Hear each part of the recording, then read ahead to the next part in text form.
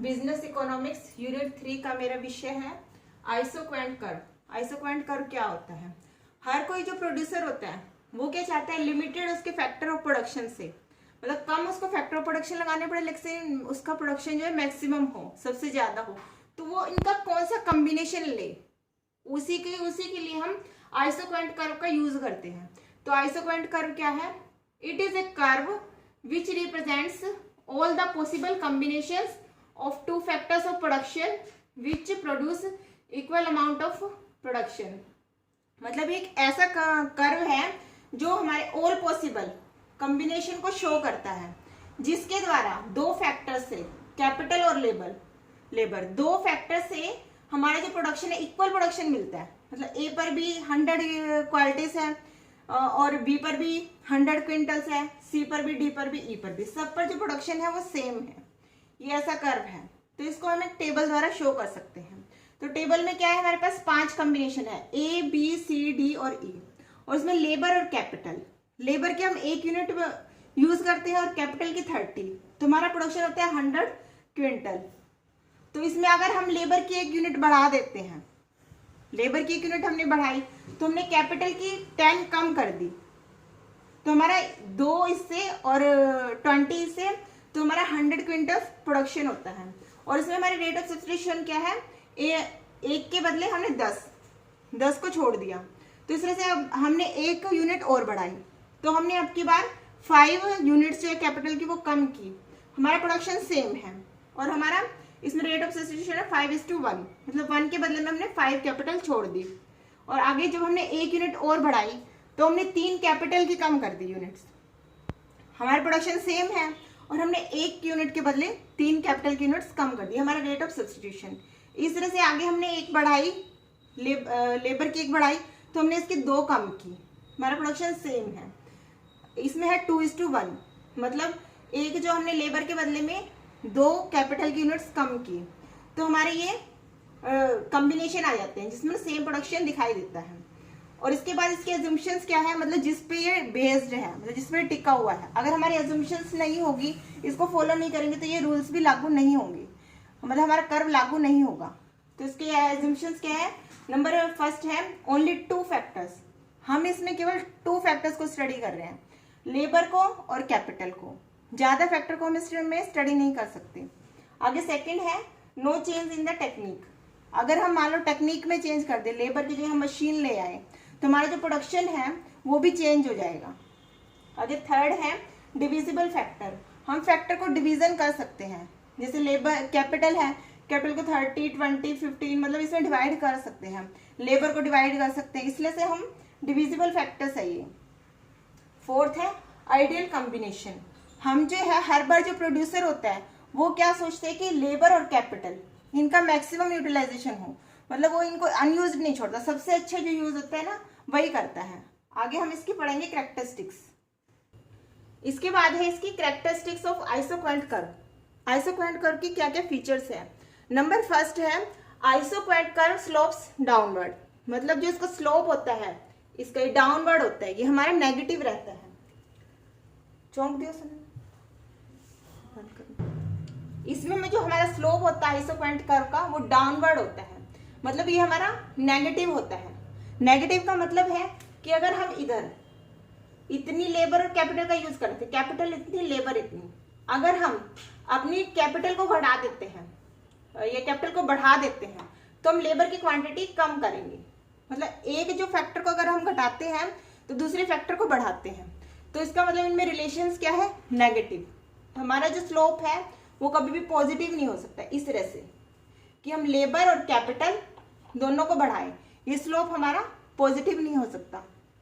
इसके बाद हमारा सेकंड है iso product curve are convex to origin, ये जो हमारा शेप है इसकी ये कन्वेक्स होती है, मतलब इस तरह से इसकी जो शेप है कभी भी ऐसे नहीं हो सकती, ऐसे या ऐसे, 2 प्रकार से इसकी शेप नहीं हो सकती।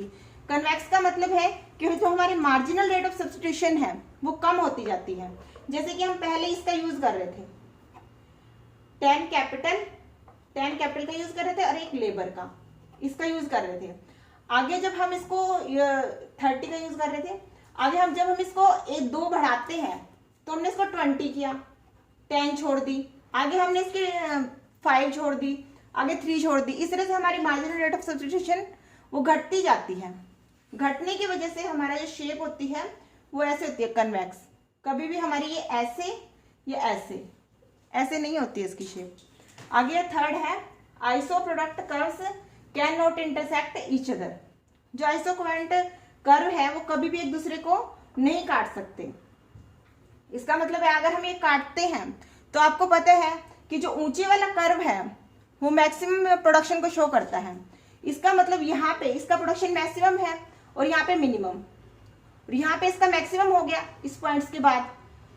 इस पॉइंट के बाद इस कर्व का जो ये वाला कर्व है इसका प्रोडक्शन इससे ज्यादा हो गया, जो कि पॉसिबल नहीं है क्योंकि हमारा हर एक पॉइंट पर इक्वल प्रोडक्शन रहता है। इसको हम एक और तरीके से डिफाइन कर सकते हैं, जैसे कि हमारा ए पॉइंट है, अगर हम इतना प्रोडक्शन करते हैं तो हमारे पास 3 बिंदु आते हैं ए, बी और सी। जैसे कि हम जानते हैं एक जो कर्व पे हमेशा इक्वल प्रोडक्शन होता है, मतलब हमारा जो ए है वो बी के बराबर है IP1 पे, और जो हमारा बी है और जो हमारा ए है ए बराबर है सी के, क्योंकि ये एक ही कर्व पर है। तो जब ये ए बी के बराबर है, ए सी के बराबर है, तो बी और सी वो भी बराबर होना चाहिए, जो कि पॉसिबल नहीं है। क्यों पॉसिबल नहीं है? क्योंकि हम कैपिटल इतनी यूज कर रहे हैं। अगर हम लेबर को ज्यादा यूज करेंगे तो हमारा प्रोडक्शन ज्यादा होगा, जो कि पॉसिबल नहीं है। इसीलिए जो आइसो प्रोडक्ट कर्व है वो एक दूसरे को इंटरसेक्ट नहीं कर सकते। इसके बाद फोर्थ है higher IP curve represents higher level of output. मतलब जो हमारा आईपी प्रोडक्ट कर्व है जो ऊपर की ओर है उससे हमारा प्रोडक्शन, उसमें प्रोडक्शन ज्यादा होता है। वो किस वजह से?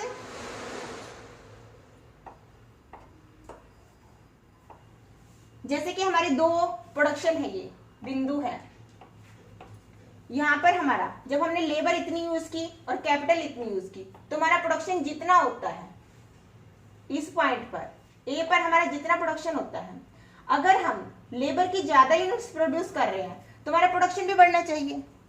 इसीलिए हमारा जो हाइयर होता है कर्व वो हाइयर प्रोडक्शन को शो करता है।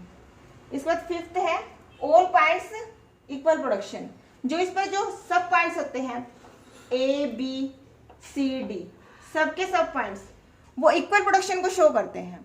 मतलब यहाँ पे भी हमारा 100 यूनिट्स है, ए पर भी, बी पर भी, सी पर भी, डी पर भी, सब पर इक्वल प्रोडक्शन है हमारा। अब इसके बाद है 6 हमारे इसकी कैरेक्टरिस्टिक्स है not necessary to be parallel to each other. जो हमारा आइसो पॉइंट कर्व है ये जरूरी नहीं है एक दूसरे के पैरेलल हो। पैरेलल का मतलब है एकदम समांतर हो, एकदम पैरेलल हो। ये हमारे जो आइसो पॉइंट कर्व है वो ऐसे भी हो सकते हैं इस तरह से, और जो हमारे आइसो पॉइंट कर्व है वो हमारे इस तरह से भी हो सकते हैं, इस तरह से। ये पैरेलल होने कोई जरूरी नहीं है कि हमारे इससे ही प्रोडक्शन हो। आगे 7th है नॉट टचेस एनी एक्सिस। जो ये कर्व है हमारे आईपी कर्व है, इक्वी प्रोडक्शन कर्व, ये जो है किसी भी यहाँ पर किसी भी को टच नहीं करते। यहाँ पर इसको या इसको ऐसे टच नहीं करते, एक्सिस को, एक्स एक्सिस या वाई एक्सिस दोनों को टच नहीं करते। मतलब क्या, अगर इसको टच करते हैं तो इसका मतलब ये है कि हमने इसको बिल्कुल भी यूज नहीं किया, लेबर को हमने सारे कैपिटल ही यूज किए, जो कि पॉसिबल नहीं है क्योंकि हम दोनों फैक्टर लेते हैं इसमें। और यहाँ पर हमने केवल किसको यूज किया, लेबर को, कैपिटल को यूज ही नहीं किया। तो इस तरह से ये हमारा पॉसिबल ही नहीं है कि जो कर्व है एक दूसरे को टच करे। आगे इसकी है 8th कैरेक्टरिस्टिक्स। 8th कैरेक्टरिस्टिक्स है रेजिस लाइन ऑफ प्रोडक्शन। हमारी इसमें आइसोक्वेंट कर्व में हमको रेजिस लाइन मिलती है, मतलब जो है ऐसी लाइन है जिसके बीच में प्रोड्यूसर को प्रोडक्शन करना चाहिए, क्योंकि इसमें जो इसकी शेप होती है आईपी कर्व की शेप वो कन्वेक्स होती है। जब तक आईपी कर्व की शेप कन्वेक्स होती है तभी हम प्रोडक्शन कर सकते हैं। इसके बाद हमने यहाँ पर इस वाले पॉइंट्स पर या इस वाले पॉइंट्स पर प्रोडक्शन नहीं करना चाहिए। ये 2 जो लाइनें हैं रेजिस लाइन, इसके अंदर ही एक प्रोड्यूसर को प्रोडक्शन करना चाहिए। इसमें हम कैसे डिफाइन कर सकते हैं, जैसे कि हमारे ये है, हमने क्या किया, यहाँ पे एक लाइन ड्रॉ की, यहाँ पे ये हमारे 2 पॉइंट्स मिल गए हमको। जब हमने लाइन खींची तो हमें 2 पॉइंट्स मिले इस वाले पॉइंट पर, क्योंकि ये पॉइंट किसके अंदर आता है, इस वाली लाइन के अंदर। इस एन वाले पॉइंट पर, एन वाले पॉइंट पर हम लोग OT प्लस OM, इतनी कैपिटल प्लस लेबर, इसका यूज कर रहे हैं। ठीक है, आगे जो के पॉइंट पर, के जो पॉइंट है उस पर हम OM plus OM1 plus OM, इतनी कैपिटल प्लस लेबर, इनका यूज कर रहे हैं। टी पॉइंट पर और एन पॉइंट पर हम इतने फैक्टर ऑफ प्रोडक्शन का यूज कर रहे हैं। लेकिन हमारा प्रोडक्शन क्या है, दोनों पॉइंट्स पर, के पर और एन पर, के पर और एन पर, दोनों पॉइंट पर हमारा प्रोडक्शन 100 क्विंटल है, मतलब सेम प्रोडक्शन है। और जबकि हमने रिसोर्सेज किसमें ज्यादा यूज कर रहे हैं, इसमें हम लोग इतने रिसोर्सेज ज्यादा यूज कर रहे हैं कैपिटल। और जबकि पहले वाले एन पॉइंट पर हम लोग OT और OA OM यूज कर रहे हैं, और जबकि के पॉइंट पर हम OM1 और OM ये यूज कर रहे हैं, इतनी इसकी कैपिटल हम ज्यादा यूज कर रहे हैं, जो कि हमें, लेकिन हमें प्रोडक्शन सेम हो रहा है। इसलिए हम क्या यूज करेंगे, इसलिए हम अपना प्रोडक्शन कहाँ करेंगे, इन 2 राइजेस लाइन के बीच में, जहां पर ये होता है, इनके बीच में। हम कभी भी प्रोडक्शन यहाँ पर नहीं करेंगे, क्योंकि हमारे जो प्रोडक्शन है वो हमारे फैक्टर्स ऑफ प्रोडक्शन ज्यादा लगेंगे, हमारा प्रोडक्शन सेम रहेगा। हमेशा हम लोग यहाँ पर ही प्रोडक्शन करेंगे, जो ये बिंदुस हैं इनके बीच में जो लाइनें आती है, क्योंकि ये कन्वेक्स है, यही है इसकी कैरेक्टरिस्टिक्स।